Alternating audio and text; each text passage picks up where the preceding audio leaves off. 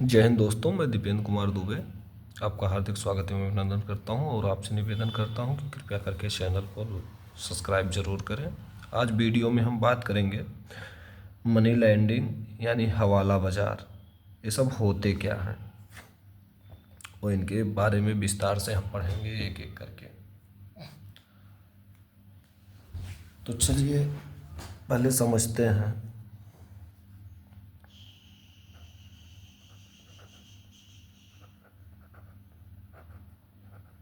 हवाला बाज़ार।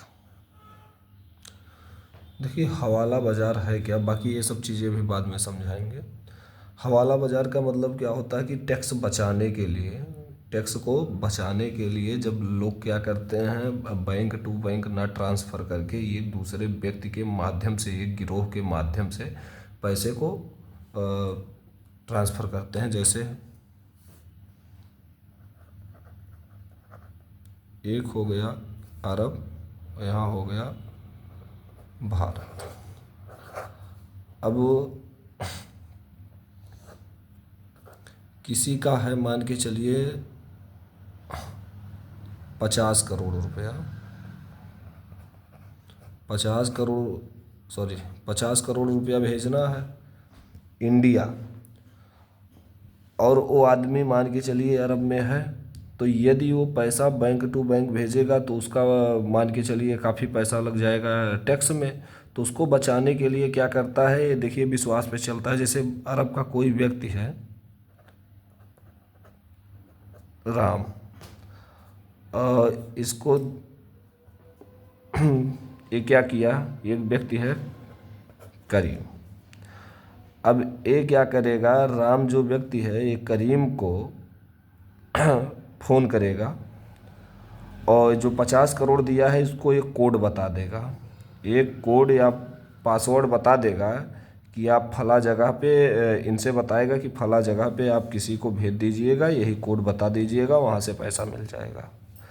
लेकिन ये जो 50 करोड़ रुपया है अभी भी अरब में पड़ा है, ये अरब में पड़ा है, इसको मिला नहीं, लेकिन ये अपने पास से सिस्टम बना के इसको 50 करोड़ दे दिया, जो खर्चा पड़ा वो ले लिया, यानी इसका काफ़ी पैसा बचा।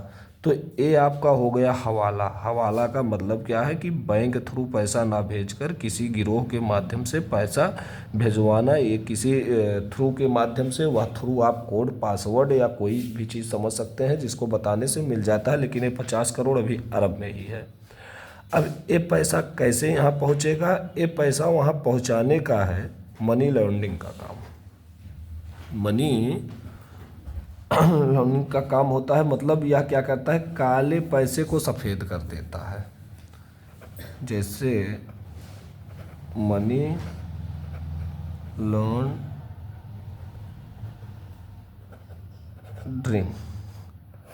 अब ये क्या है, इसको समझ जाइए। अभी ये तो हवाला हो गया, ये हवाला पूरा हो गया।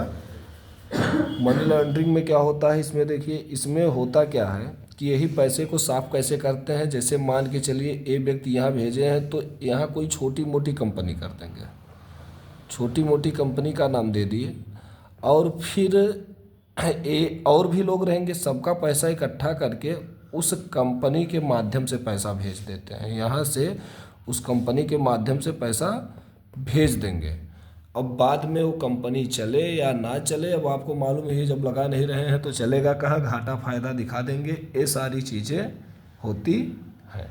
कभी कभी यदि आप सोचेंगे दिमाग में कि सरकार फ़ोन करके पूछ सकती है अरब से कि कौन वो कंपनी आपकी चल रही है, कैसे क्या है, तो इसके लिए बहुत सारे नियम हैं, सिस्टम है। जैसे कहने का मतलब है मॉरिशस हो गया, इंडोनेशिया हो गया, बहुत सारे ऐसे जगह हैं जहाँ से क्या करते हैं कि वो लोग पैसा बताते नहीं है। तो इसके लिए सरकार ने बचने के लिए कुछ नियम बनाए कि जिससे ये काम ना हो पाए। वो नियम आप इधर देखिए। पहला है PMLA एक्ट। ये 2002 में भारत सरकार विश्व द्वारा मिलकर बनाया गया। इसमें यदि गलत पाया जाता है तो आपको 3 साल तक की सज़ा भी है और पैसे भी जब्त होते हैं। इसका नाम है धन शोधन निवारण अधिनियम, prevention of money laundering act इसका नाम है। तो इसका काम क्या होता है कि ये पैसे की निगरानी रखता है, देख रेख करता है, खोजता है कौन कहाँ से कैसे गया।